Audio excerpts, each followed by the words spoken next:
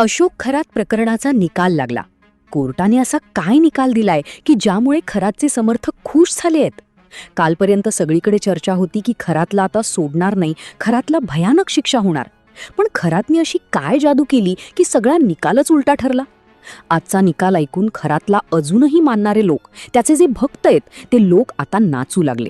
कारण की कोर्टाने असा निर्णय दिला की ज्याने सगळं चित्रच उलटं फिरलं. एका मिनिटात सगळा गेम बदलला. लोक म्हणतात खरातने असा कोणता मंत्र टाकला की ज्यामुळे निकाल उलटा झाला? आता भयानक चर्चा सुरू झालीये.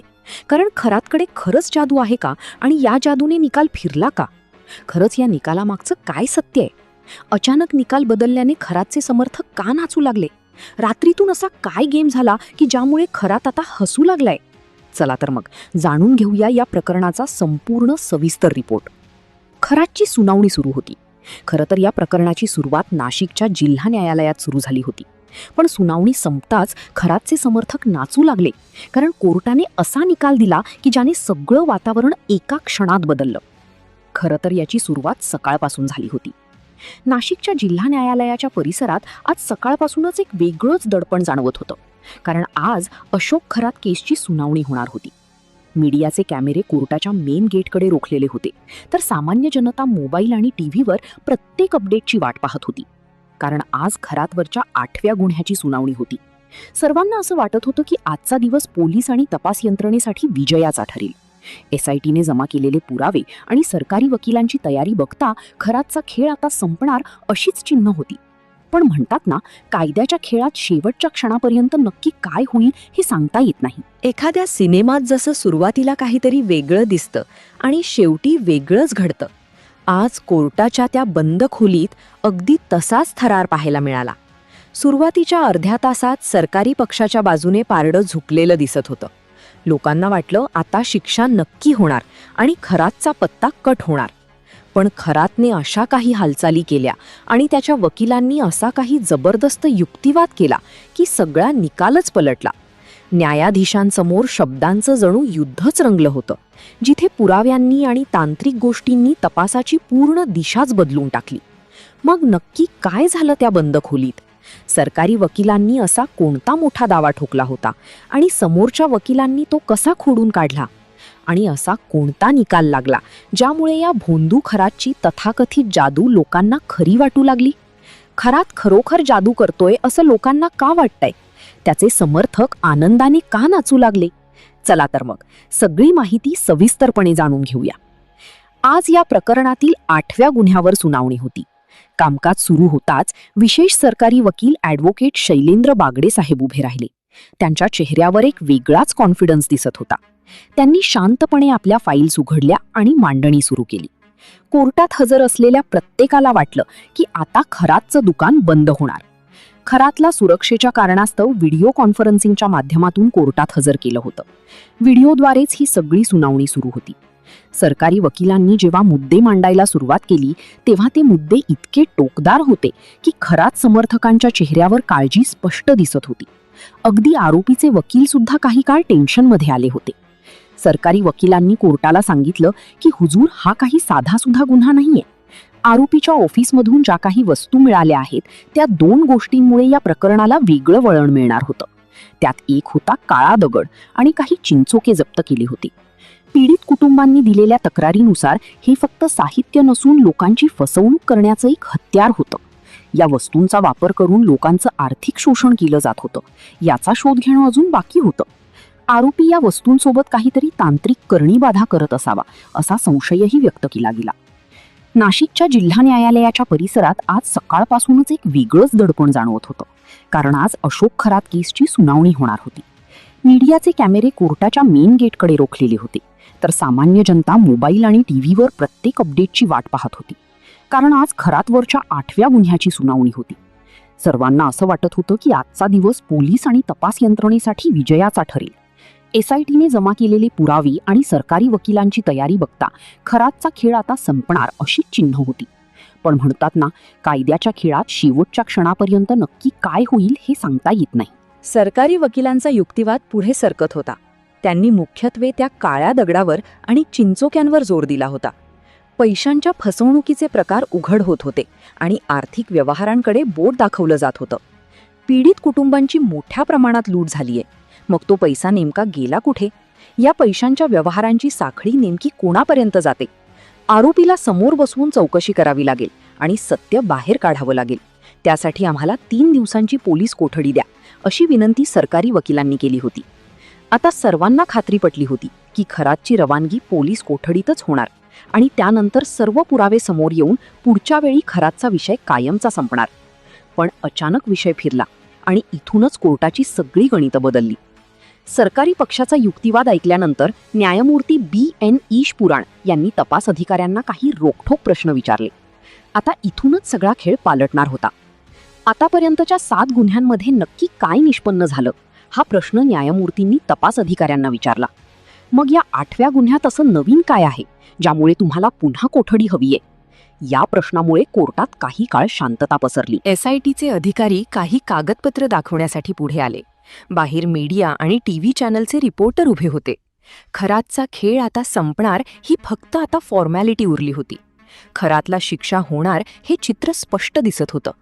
पण जेव्हा सरकारी वकिलांचं बोलणं संपलं तेव्हा अशोक खरातच्या बाजूचे वकील उभे राहिले. त्यांनी आपली जागा घेतली आणि कोर्टात हालचाली वाढल्या.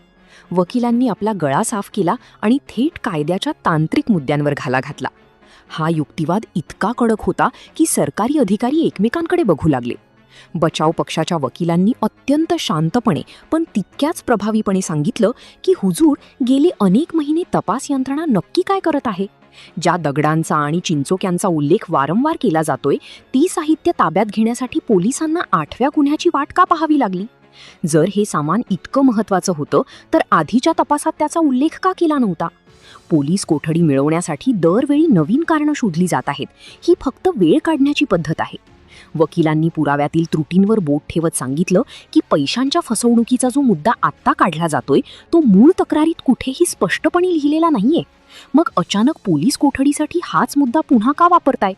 CCTV फुटेज आधीच पोलिसांनी घेतला आहे, मोबाईल सुद्धा जप्त आहे. मग आता नवीन काय शोधायचंय? आरोपी आधीच बरीच दिवस पोलीस कोठडीत राहून आला आहे, मग पुन्हा तीच मागणी का? हा सवाल आरोपींच्या वकिलांनी विचारला. बचाव पक्षाच्या वकिलांनी एक एक मुद्दा इतका सविस्तर मांडला की सरकारी पक्षाला त्यावर उत्तर देणं जड जाऊ लागलं.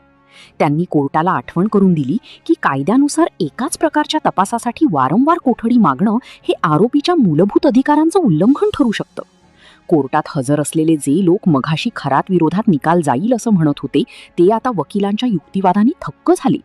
वकिलांनी मांडलेला दीर्घकालीन तपासाचा मुद्दा आणि पुराव्यांची सत्यता यावर न्यायाधीशांनी गांभीर्याने विचार करायला सुरुवात केली. कोर्टातील घड्याळाचे काटे सरकत असतानाच वातावरणातील तणाव शिगेला पोहोचला होता. बाहेर प्रसारमाध्यमांची गर्दी आणि आत वकिलांच्या युक्तिवादाने निकालाची उत्सुकता कमालीची वाढली होती. सरकारी वकिलांनी आपली बाजू मांडली असली तरी आरोपीच्या वकिलांनी उपस्थित केलेल्या मुद्द्यांमध्ये विशेष जोर असल्याने निकालाचे पारडे नेमके कुठे झुकणार याकडे संपूर्ण महाराष्ट्राचे लक्ष लागले होते. अखेर तासभराच्या वादळी चर्चेनंतर न्यायमूर्तींनी आपला निर्णय सुनावण्यास सुरुवात केली आणि संपूर्ण कोर्टात सुई पडली तरी आवाज येईल इतकी शांतता पसरली. न्यायाधीशांनी आपल्या निरीक्षणात स्पष्ट केले की तपास यंत्रणेने मांडलेले पुरावे पोलीस कोठडी वाढवण्यासाठी पुरेसे वाटत नाहीत. आरोपीने यापूर्वीच पुरेसा वेळ कोठडीत व्यतीत केला असून सध्याच्या स्थितीत अधिक पोलीस चौकशीची गरज भासत नाही. या महत्त्वपूर्ण निरीक्षणानंतर त्यांनी खरातला 12 मेपर्यंत न्यायालयीन कोठडी सुनावली. हा निर्णय सरकारी पक्षासाठी मोठा धक्का मानला जात असून बचाव पक्षाच्या वकिलांच्या कायदेशीर कौशल्याचा हा विजय ठरला आहे. इतक्या गंभीर प्रकरणात पोलीस कोठडीऐवजी न्यायालयीन कोठडी कशी मिळाली यावर आता सर्वत्र उलटसुलट चर्चांना उधाण आले आहे. जरी खरातला तुर्तास न्यायालयीन कोठडी मिळाली असली तरी हा या प्रकरणाचा शेवट नाही. त्याला जेलमध्ये पाठवले जात असतानाच SITने 9व्या गुन्ह्यात त्याला ताब्यात घेण्याच्या हालचाली वेगाने सुरू केल्या आहेत. यामुळे उद्या पुन्हा न्यायालयात असेच कायदेशीर नाट्य पाहायला मिळू शकते. आजच्या सुनावणीने हे दाखवून दिले की कायद्याच्या मैदानात कधीही काहीही घडू शकते. खरातच्या वकिलांनी आज जरी बाजी मारली असली तरी 9व्या गुन्ह्यातील आगामी पुरावे या प्रकरणाला कोणते नवीन वळण देतात हे पाहणे रंजक ठरेल. मी आतापर्यंत या सुनावणीत नेमकं काय घडलं ते पाहिलंच असेल, पण खरं सांगू का, अशोक खरातला आज जी न्यायालयीन कोठडी मिळाली आहे त्याकडे तुम्हाला बघून सोशल मीडियावर 2 गट पडलेत. अनेकांना वाटते की हा खराचा विषय आहे, पण कायदेशीर भाषेत सांगायचं तर हा फक्त एक तात्पुरता दिलासा असू शकतो. सरकारी वकिलांनी जो काळा दगड आणि चिंचोक्यांचा मुद्दा मांडला तो तांत्रिकदृष्ट्या कोर्टाला पटवून देण्यात पोलीस थोडे कमी पडलेत का? ही शक्यता आज वर्तवली जाते. तुम्हाला काय वाटतं, खराच्या वकिलांचा युक्तिवाद खरंच इतका तगडा होता की पोलिसांच्या तपासात काही त्रुटी राहिल्या होत्या? तुमचं मत कमेंट्समध्ये नक्की सांगा, कारण तुमची प्रतिक्रिया म्हणजे महत्त्वाची आहे. दुसरी महत्त्वाची गोष्ट, लोक चर्चा करतात की खरातने काहीतरी जादू केली किंवा मंत्र टाकला. पण गोष्ट लक्षात घ्या, आपण 21व्या शतकात आहोत. कोर्ट पुराव्यांवर चालतात, मंत्रांवर नाही. तरी लोकांमध्ये जी काही चर्चा आहे ती खरात्याकडे काहीतरी शक्ती आहे. ही केवळ एक शक्यता आणि अफवा असू शकते. आम्ही ह्या गोष्टीला दुजोरा देत नाही, पण समाजात अशा चर्चा का होतात? जेव्हा एखादा निकाल अनपेक्षित लागतो तेव्हा लोक त्याला चमत्काराचं नाव देतात. पण कायद्याच्या चौकटीत राहून विचार केला तर ही केवळ एक वकिलांची बुद्धी चाल असू शकते. तुम्हाला काय वाटतं, हा योगायोग आहे की अजून काही? कमेंट्स करून तुमचे मत मांडायला विसरू नका. हा सगळ्यात मोठा ट्विस्ट काय आहे माहिती आहे का? जरी आज घरातला पोलीस कोठडी मिळाली नसली तरी SIT बसलेल्या आहे. मिळालेल्या माहितीनुसार 9व्या गुन्ह्याची तयारी पूर्ण झालेली आहे. म्हणजे आजही खरात समर्थकांनी पेढे वाटले नसेल तरी उद्या तुम्हाला कस्टडीत घेण्याची शक्यता नाकारता येत नाही. तर तपास यंत्रणा जेव्हा हार मानते असं वाटतं तेव्हा ते पुरावा घेऊन समोर येतात, असा आजवरचा अनुभव आहे. त्यामुळे खराचा गेम अजून संपलेला नाही असं म्हणायला वाव आहे.